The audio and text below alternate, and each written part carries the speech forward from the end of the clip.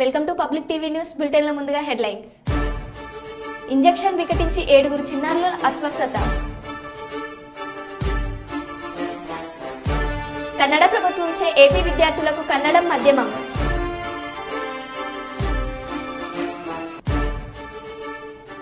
కలుషిత ఆహారం తిని ఒడిశా వలస కార్మికుల మృతి.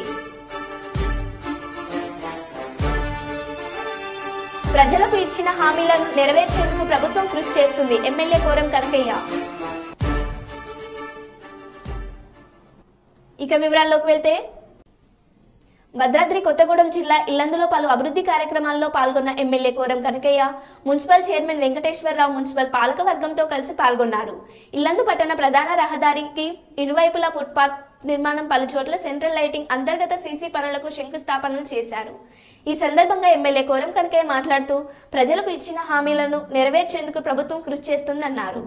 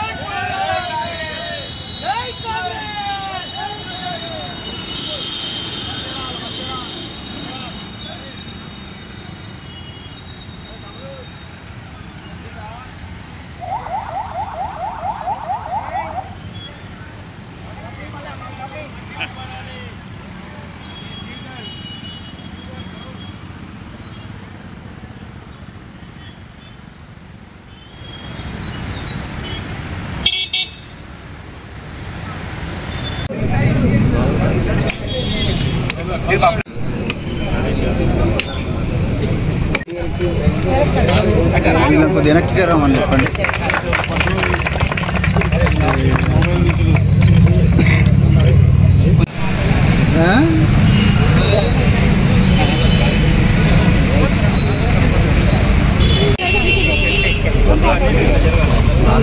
కింద పడుతుంది.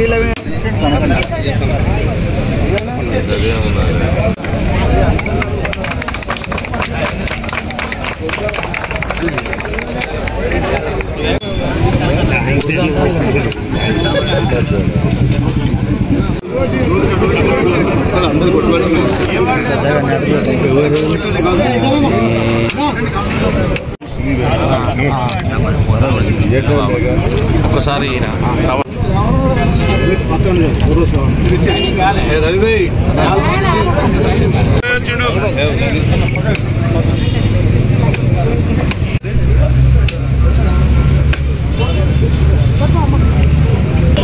ఇల్లందు పట్ల ఉన్నటువంటి అన్ని వార్డులలో కూడా మెరుగైన సేవలు అందించడానికి తెలంగాణ కాంగ్రెస్ ప్రభుత్వం సిద్ధంగా ఉంది. ఎలాంటి ఇబ్బంది లేదు.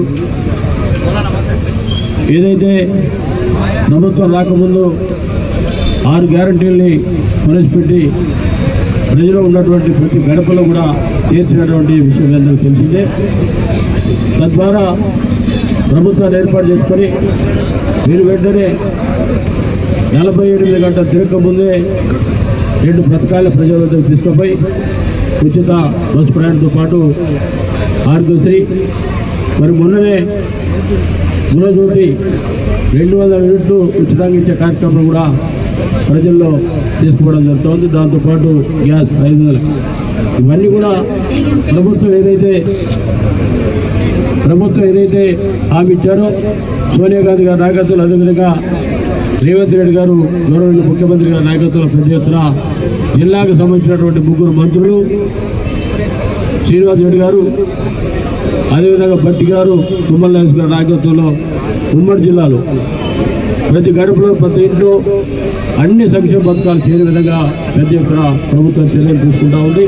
తప్పకుండా ప్రజల కార్యక్రమాలు కూడా చేస్తూ ఉంది. దాంతోపాటు సంక్షేమ పథకాలు, అభివృద్ధి పథకాలతో పాటు అన్ని విధాల ప్రజలను ఆదుకునే విధంగా తప్పకుండా ఈ ప్రభుత్వం ముందుంటుందని చెప్పి ఈ సందర్భంగా ఏదైనా విజ్ఞప్తి చేస్తూ మరి 6,75,00,000 రూపాయల బిఎంఎఫ్టీ నిధులకు సంబంధించి యొక్క పనులకు శంకుస్థాపన కార్యక్రమం పాలక మండలి ఆధ్వర్యంలో జరగటం సంతోషం.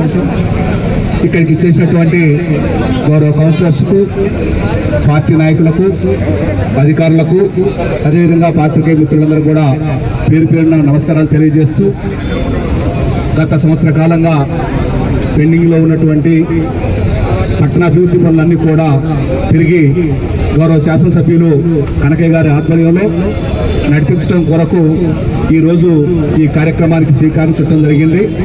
దీంట్లో ముఖ్యంగా ప్రజలు, ఇల్లందు పడ్డ ప్రజలే కాకుండా దూర ప్రాంతాల నుంచి వెళ్ళేటువంటి ప్రజలు కూడా ఎంతో సంతోషపడేటువంటి విషయం ఏంటంటే, గోవింద్ సెంటర్ నుంచి పాకాల రోడ్డు వెళ్ళేటువంటి చెరువు కట్ట వరకు 2 కోట్ల రూపాయలతోటి రోడ్డు విస్తరణతో పాటు డివైడర్, సెంట్రల్ లైటింగ్, అదేవిధంగా ఊరికి వెళ్ళేసేట్టు ఉండేటువంటి సత్యనాపురం ఈ మధ్యలో కలవటం, దానికి సంబంధించి కూడా ఈ గోవింద్ సెంటర్ నుంచి ఇల్లందులపాడు వరకు రోడ్డు ఎక్స్టెండ్ చేసి డివైడర్ మీద లైటింగ్ చేయటం, అదేవిధంగా జేకే ఫస్ట్ స్టాప్ నుంచి R&R కాలనీ పోయే రోడ్డుకి లైటింగ్తో పాటు గవర్నమెంట్ హాస్పిటల్కి సంబంధించినటువంటి హాస్పిటల్లో లోకల్ రోడ్లు, అదేవిధంగా లలిత కళామందిర్ రోడ్డుకి సంబంధించి లైటింగు, అదేవిధంగా మెయిన్ రోడ్డు మీద కూడా ఫుట్పాత్లు ఏర్పరచాలని చెప్పేసి అందరూ కోరిక మేరకు ఈరోజు ఈ కార్యక్రమాల్ని మా పాలక మండలి ఆధ్వర్యంలో నిర్వహించడం చాలా సంతోషదాయకం. భవిష్యత్తులో కూడా ఇంకా 10 కోట్ల రూపాయలతోటి త్వరలో అన్నీ కూడా ఎస్టిమేషన్లు అయిపోయి స్విమ్మింగ్ పూల్, ఇల్లందుకు కావాల్సినటువంటి ఎంతోమంది ప్రజలు ఎదురు చూస్తున్నటువంటి స్విమ్మింగ్ పూల్ ఒకటి, గెస్ట్ హౌస్ అన్నీ కూడా నిర్మించుకోవడానికి, అదేవిధంగా ఇల్లందు మున్సిపాలిటీకి తలమారికంగా ఉన్నటువంటి బొగ్గవాగుని రక్షణ చేయడానికి కూడా మొత్తం కూడా ఎస్టిమేషన్ వేయడం జరిగింది. అవి కూడా త్వరలో గౌరవ శాసనసభ్యులు కనకయ్య గారి ఆధ్వర్యంలో ఈ అన్ని కూడా శంకుస్థాపన చేయడానికి సిద్ధంగా ఉన్నాయని చెప్పి తెలియజేస్తూ ఈ కార్యక్రమం పెద్దపల్లిలోని ఎంఎస్ఆర్ ఇటుక బట్టీలో పనిచేస్తున్న కార్మికులు కలుషిత ఆహారం తిని 19 మంది కార్మికులు అస్వస్థతకు గురి కావడంతో ఆసుపత్రికి తరలించారు. కార్మికుల పరిస్థితి ఆందోళనకరంగా ఉండటంతో కరీంనగర్ ఆసుపత్రికి తరలించగా చికిత్స పొందుతూ 2 కార్మికులు చంద్రశేఖర్ బారిహా, లలిత మాజీలు మృతి చెందారు. వారిలో 4 పరిస్థితి ఆందోళనకరంగా ఉందని వైద్యులు పేర్కొన్నారు. బట్టి యజమాని నిర్లక్ష్యం వల్లే కార్మికులు మృతి చెందడంతో పాటు అస్వస్థతకు గురయ్యారని కార్మికులు ఆరోపిస్తున్నారు. సమాచారం అందుకున్న బసంత్ నగర్ ఎస్ఐ ఆసుపత్రికి చేరుకొని వివరాలు సేకరించారు.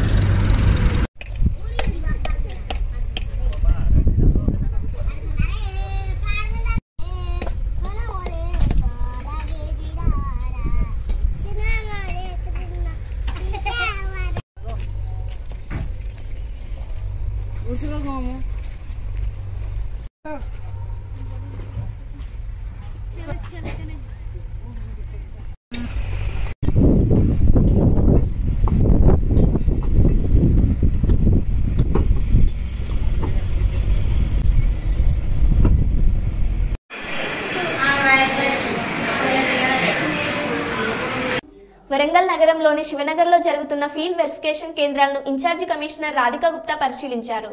మొత్తం గ్రేటర్ పరిధిలోని 66వ డివిజన్లో ప్రత్యేక బృందాలు ఏర్పాటు చేసి ఫీల్డ్ వెరిఫికేషన్ నిర్వహిస్తున్నామని, ఎక్కడైతే డేటా ఎంట్రీలో పొరపాట్లు జరిగాయో అవన్నీ సరిచేస్తున్నామని, ఇందులో ఆశా వర్కర్లు, మెప్మాతో పాటు కార్పొరేషన్ అధికారులు ఉన్నారని, అలాగే గృహజ్యోతి పథకంలో భాగంగా రేషన్ కార్డు ఉన్న లబ్ధిదారులకు 500కే గ్యాస్ సిలిండర్ అందజేయాలని సంకల్పించడం జరిగింది.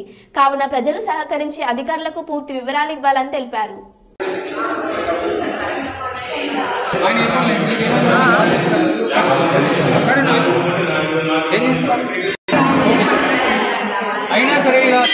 అదే మీరు ఈమె పేరు మీద పెట్టిన నెంబరే చెప్పాలి. మరి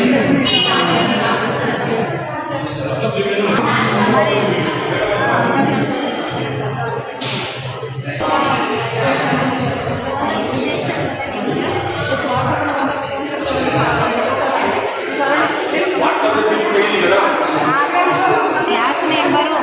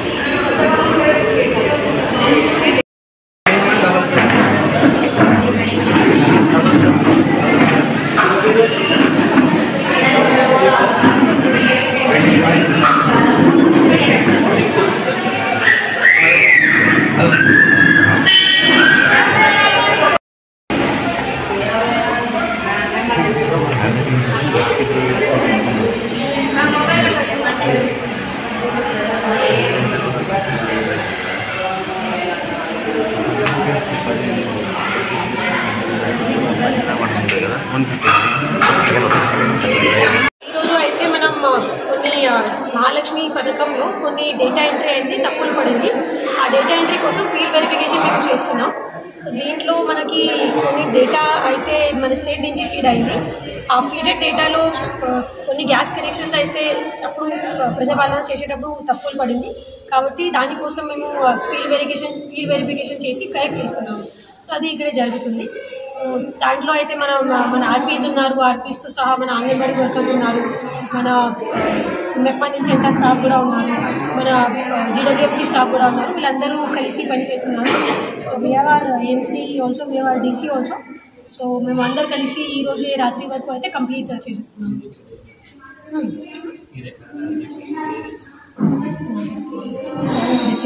అయితే అంతా వరంగల్ ఏరియాస్ మేము కవర్ చేశాము.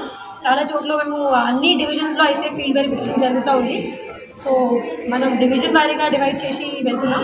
సో ప్రతి డివిజన్కి ఒకటి టీం ఉంది. ఆ టీం వారీగా ఫీల్డ్ వెరిఫికేషన్ చేసి మనం డేటా ఎంట్రీ చేస్తున్నాం.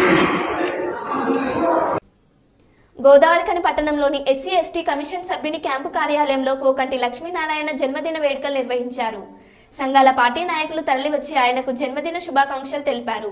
ఈ వేడుకల్లో రామగుండం మాజీ శాసనసభ్యులు బీఆర్ఎస్ పార్టీ జిల్లా అధ్యక్షులు కోరకంటి చందర్ పూలబొకే అందించి శాల్వాతో ఘనంగా సన్మానించారు. కేక్ కట్ చేసి సంబరాలు చేశారు. కోకంటి లక్ష్మీనారాయణ నిండు నూరేళ్లు అష్ట ఐశ్వర్యాలతో వెలుగొందుతూ ప్రజలకు సేవలు అందించాలని అన్నారు.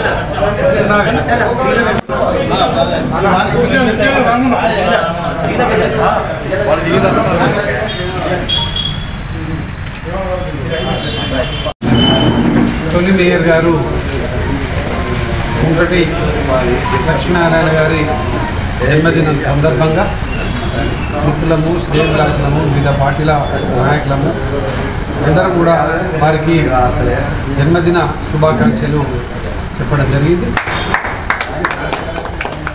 ఈ యొక్క పారిశ్రామిక ప్రాంతంలో కేబుల్ టీవీ ఆపరేటర్గా ఈ యొక్క ప్రాంతంలో తెలుగుదేశం పార్టీలో చురుకైనటువంటి కార్యకర్త నాయకుడిగా ఎదిగి ఈ ప్రాంతంలో మేయర్గా అనేక దళిత బహుజనుల వర్గాలకు సేవలు అందించి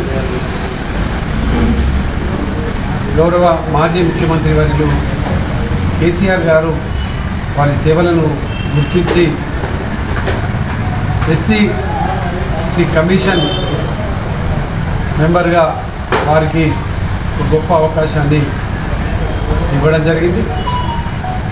తెలంగాణ వ్యాప్తంగా దళిత బహుజన కుటుంబాలకు ఎక్కడ అన్యాయం జరిగినా వారికి న్యాయం చేసేటువంటి విధంగా వారు ఎలా కార్యాచరణలో పనిచేసుకుంటూ ముందుకు పోతున్నారు. వారికి 2 నూరేళ్ళు ఆయుర ఆరోగ్యాలు అష్టైశ్వర్యాలు ప్రసాదించాలని సందర్భంగా మనస్ఫూర్తిగా కోరుకుంటూ వారు ఇంకా అత్యున్నతమైనటువంటి స్థానాలలో ఉండేటువంటి విధంగా వారికి దేవుడు కూడా అందించాలని వారికి ప్రత్యేకంగా ఈ ప్రాంత అన్ని వర్గాల పక్షాన నూతన జన్మదిన శుభాకాంక్షలు తెలియజేస్తాను.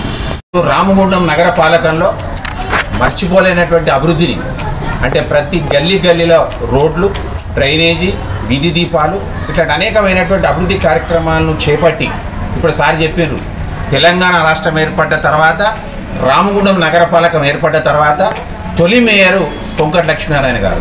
నిజంగా వాస్తవానికి ఆ మేయర్ పదవికి ఒక చిరస్థాయి గుర్తింపు తెచ్చినటువంటి మా కొంకటి లక్ష్మీనారాయణ గారి జన్మదినం ఈరోజు.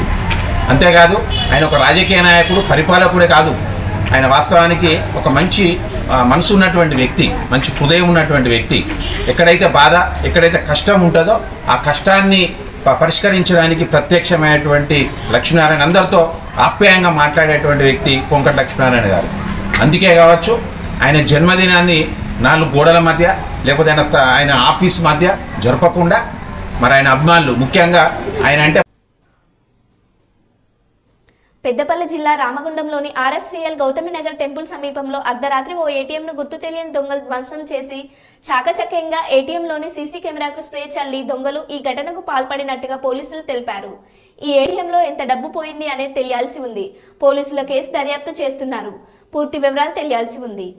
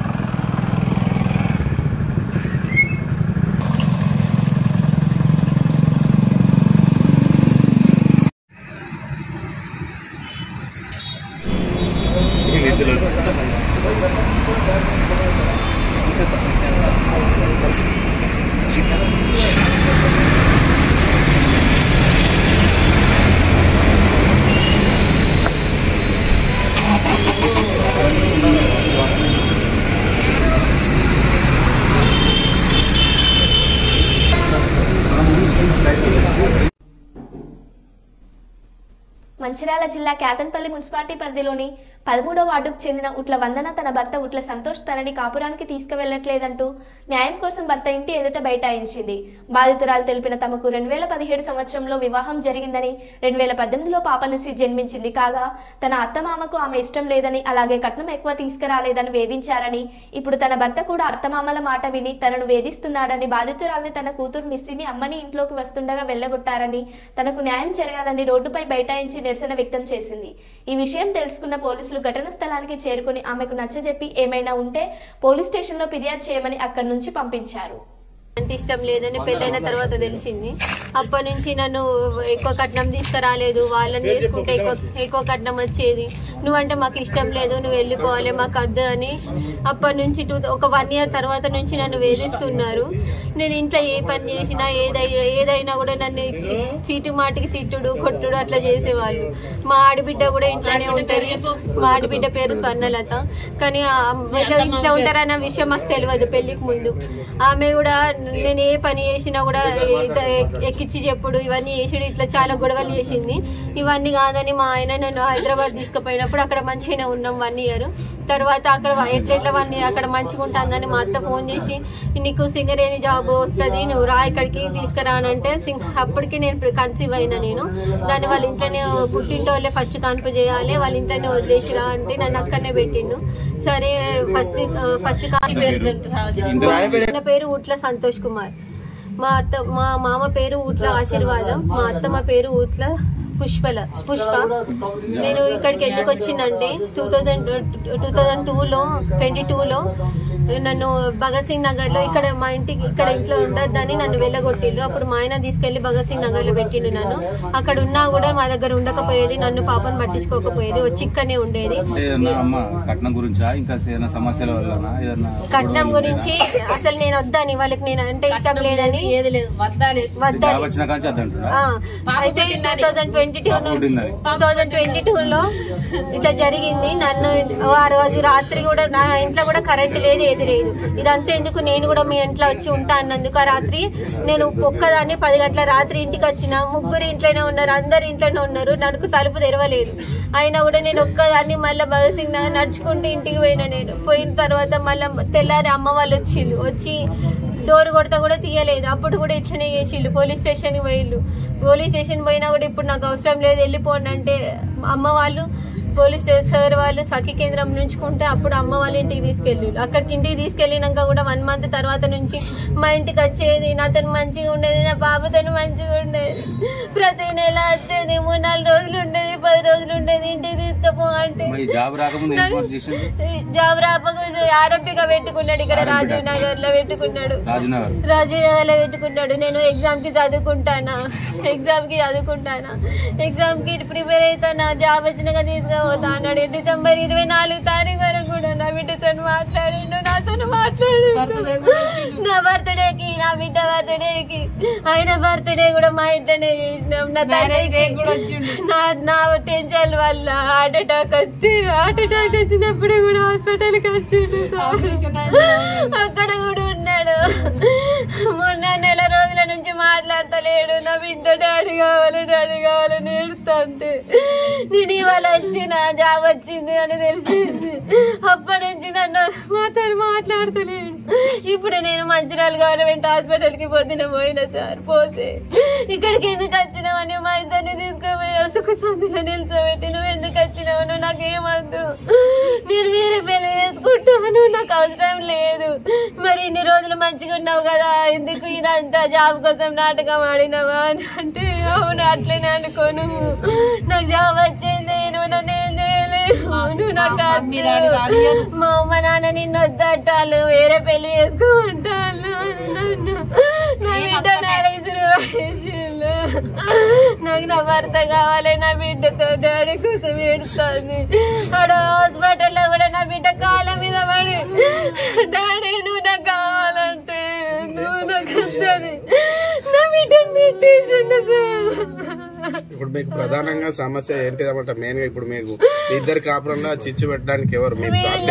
ఆయన మంచోడు కానీ వీళ్ళే. మీ అత్త మామ ఏమంటే మీ భర్త మా అత్త మామ నన్ను వద్దంటాళ్ళు. మా అత్త మామకు నేను నచ్చలేదట. నేను తక్కువ కట్నం తెచ్చిందట, నేను నచ్చలేదట. పెళ్లి చేసుకున్నప్పుడు తెలియదు నేను నా కొడుకు ఇష్టపడ్డాడు కానీ మేము ఇష్టపడలేదు అని మాట్లాడతాళ్ళు. మరి పెళ్లికి వద్దా ఎందుకు ఇట్లా చేయలేదు? కట్నం 6 లక్షలు ఇచ్చినాము. ఇంత ముందు వచ్చినప్పుడు తలుపు తీసిళ్ళు సార్. మేము లోపలికి పోతే నన్ను నా బిడ్డను మా అమ్మను చెట్టు పట్టి బయట కొట్టేది. నా కాలేదు ఎవరికి నేను ఆ బిడ్డకు వాళ్ళ లోపలికి పోయి తల పెట్టుకొని తలుపు తీస్తలేరు. మంచిర్యాల జిల్లా Singareni calories working union AITUC కేంద్రంలో మోడీ బీజేపీ ప్రభుత్వం అవలంబిస్తున్న కార్మిక కర్షక పేద ప్రజల వ్యతిరేక విధానాలకు బొగ్గు గనుల వేలం 44 కార్మిక చట్టాల మార్పుకు వ్యతిరేకంగా ఈ నెల 16న జరుగు టోకెన్ సమ్మెను జయప్రదం చేయండి అని పిలుపునిచ్చింది. కార్మిక కర్షక విధానాలకు వ్యతిరేకంగా అదేవిధంగా 44 చట్టాలను మార్పు చేసి కార్పొరేట్ శక్తులకు అనుగుణంగా మార్చడానికి వ్యతిరేకంగా బొగ్గు బాగులను ప్రైవేటు వారికి ఇవ్వకుండా ప్రభుత్వ రంగ సంస్థలకే ఇవ్వాలని చెప్పేసి, కాంట్రాక్ట్ కార్మికుల కనీస వేతనాలు పెంచాలని చెప్పేసి, ఈరోజు అత్యధిక ధరలను నియంత్రణ చేయాలని చెప్పేసి ఇలా కేంద్ర ప్రభుత్వం అవలంబిస్తున్న కార్మిక కర్షక వ్యతిరేక విధానాలకు ఈ నెల 16 తారీఖున దేశవ్యాప్త సమ్మె జరగబోతా ఉన్నది. ఈ సమ్మెలో యావత్ కార్మిక వర్గం అంతా పాల్గొని ఈ మోడీ ప్రభుత్వానికి బుద్ధి చెప్పాలని చెప్పేసి ఏఐటీసీగా మరి జేఏసీగా పిలుపునివ్వడం జరుగుతూ ఉన్నది. కార్మిక సోదరులారా, ఈరోజు మోడీ ప్రభుత్వం 2వ దఫా గెలిచిన తర్వాత ఇలా ప్రభుత్వ రంగ సంస్థలను నిర్వీర్యం చేసి ఈరోజు బడా పెట్టుబడులైన అదానీ అంబానీలకు ఇలా దారాదత్తం చేస్తూ ఉన్నాడు. ఇలా ప్రభుత్వ రంగ సంస్థలు లేకుండా నిర్వీర్యం చేసి ఈరోజు భారతదేశంలో ఉన్న యువతను ఈరోజు కట్టు బానిసలుగా చేసి ఈరోజు కేవలం 500 రూపాయలకు ఇవాళ వాళ్ళని శ్రమను దోచుకున్నటువంటి కేంద్ర ప్రభుత్వం మొండి వైఖరికి నిరసనగా మనందరం పోరాడాల్సిన అవసరం ఉన్నది. అంతేకాదు ఆనాడు బ్రిటిష్ ప్రభుత్వం వెళ్తున్న తరుణంలో ఆ రోజు యావత్ కార్మిక వర్గం పోరాటం చేసి కార్మిక హక్కులు 44 సాధించుకున్నాం. కానీ ఈరోజు మన ప్రభుత్వం వచ్చిన తర్వాత ఇవాళ కార్మికులకు పోరాడే హక్కు లేకుండా, కార్మికులకు సమ్మె చేసే హక్కు లేకుండా, కార్మిక కనీస వేతనాలు పెంచుకునే చట్టాలు లేకుండా ఈరోజు ఈ కార్మిక చట్టాలను మార్పు చేసి కార్మికులందరినీ కట్టు బానిసలు చేసి ఎల్లగొట్టే ప్రయత్నం చేస్తున్నాడు. కాబట్టి దాన్ని వ్యతిరేకంగా కూడా ఈ సమ్మెలో మరి పాల్గొని ఈ ప్రభుత్వానికి బుద్ధి చెప్పాలని చెప్పేసి ఏఐటీసీగా పిలుపునివ్వడం జరుగుతూ ఉన్నది.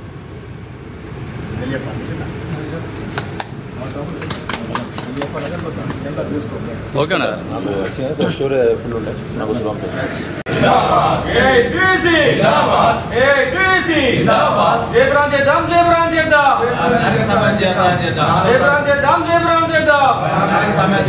ఈ నెల 16 తారీఖు నాడు దేశవ్యాప్త సమ్మెను కార్మిక వ్యతిరేక విధానాలు అవలంబిస్తున్న మోడీ ప్రభుత్వానికి వ్యతిరేకంగా 16 తారీఖు దేశవ్యాప్త సమ్మెను కార్మిక కర్షక వ్యతిరేక విధానాలు అవలంబిస్తున్న మోడీ ప్రభుత్వం మొండి వైఖరి కాపాడుకుందాం. కార్మిక చట్టాలను కాపాడుకుందాం. బొగ్గు బ్లాకులను కనీస పనికి కనీస వేతనాలు, కనీస పనికి కనీస వేతనాలు, కార్మికుల ఐక్యత వదిలాలి. ఏఐటీసీ వదిలాలి. సింగరేణి కార్స్ వర్కర్స్ యూనియన్